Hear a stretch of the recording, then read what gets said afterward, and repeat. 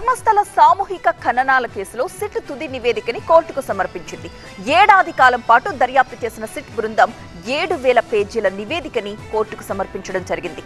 250 మందికి పైగా సాక్షుల స్టేట్మెంట్స్ తో పాటు డిజిటల్ ఆధారాల్ని కూడా కోర్టుకు సమర్పించారు.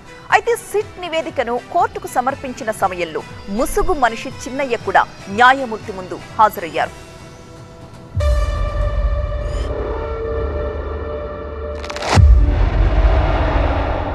కర్ణాటక ధర్మస్థల కేసులో కీలక పరిణామం చోటు చేసుకుంది. ధర్మస్థల సామూహిక ఖననాల వివాదంపై సిట్ నివేదికను కోర్టుకు సమర్పించారు. 7,000 పేజీల నివేదికను సిట్ బెల్తంగుడి కోర్టుకు సమర్పించింది. ఏడాది పాటు సిట్ ఈ కేసుపై దర్యాప్తు చేసింది. సిట్ నివేదిక అందడంతో కోర్టు నిర్ణయంపై తీవ్ర ఉత్కంఠ నెలకొంది. సిట్ నివేదికతో పాటు దర్యాప్తు సమయంలో స్వాధీనం చేసుకున్న అన్ని వస్తువులని, కీలకమైన సాక్ష్యాధారాలన్నింటినీ కోర్టు ముందు ప్రవేశపెట్టారు.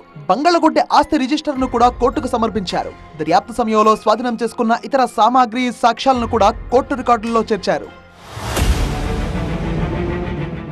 దర్యాప్తు అధికారులు తెలిపిన వివరాల ప్రకారం ఈ నివేదికలో సాక్ష్యాలతో పాటు శాస్త్రీయ ఆధారాలను కూడా పొందుపరిచారు. కేసుకు సంబంధించిన 250 మందికి పైగా సాక్షుల వాంగ్మూలాలు, ఫోరెన్సిక్ సైన్స్ ల్యాబొరేటరీ నివేదికలు, దర్యాప్తులో సేకరించిన ఇతర కీలక పత్రాలను ఇందులో చేర్చారు. అదేవిధంగా సాక్షుల వాంగ్మూలాల వీడియో రికార్డింగ్స్ ఉన్న హార్డ్ డిస్క్ ను కూడా కోర్టుకు సమర్పించారు. విచారణలో పారదర్శకత, ఖచ్చితత్వం కోసం ఈ డిజిటల్ ఆధారాలను అందించినట్టుగా అధికారులు తెలిపారు. సిట్ నివేదికను కోర్టుకు సమర్పించడంతో దర్యాప్తు దశ ముగిసి కేసు ఇప్పుడు న్యాయపరమైన పరిశీలన దశలో ప్రవేశించింది. సిట్ సమర్పించిన ఆధారాలు, నివేదికను పరిశీలించిన తర్వాత తదుపరి న్యాయపరమైన చర్యలపై కోర్టు నిర్ణయం తీసుకోనుంది.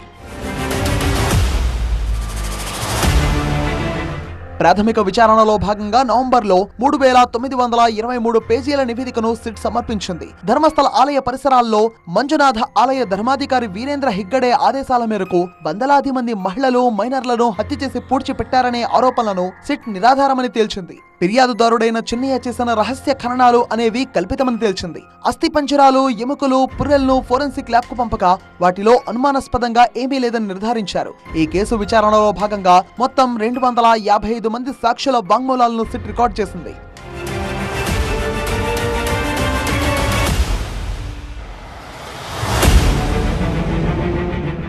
కోర్టు నివేదిక దాఖలు చేసే సమయంలో మాస్క్ మ్యాన్ చిన్నయ్య, అతడి భార్య సిట్ అధికారులతో పాటే ఉన్నారు. ధర్మస్థలలో జరిగినట్టు ఆరోపించబడుతున్న సామూహిక ఖననాలు, హత్యలపై గతేడాది కర్ణాటక ప్రభుత్వం సిట్ ఏర్పాటు చేసింది.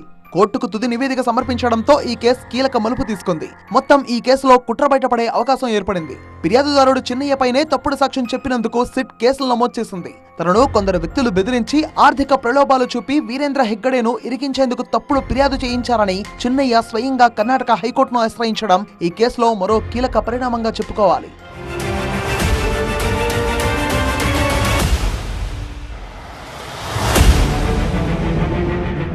20 సభ్యుల సిట్ బృందం ఏడాది పాటు ధర్మస్థలలో 15 ప్రదేశాల్లో తవ్వకాలు చేపట్టింది. కొన్ని అస్థిపంజరాలతో పాటు ఇతర అవశేషాలను కూడా సిట్ బృందం స్వాధీనం చేసుకుంది.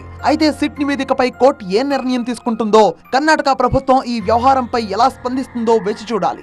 ధర్మస్థల కేసు విచారణను కోర్టు ఆగస్టు 29వ తేదీకి వాయిదా వేసింది.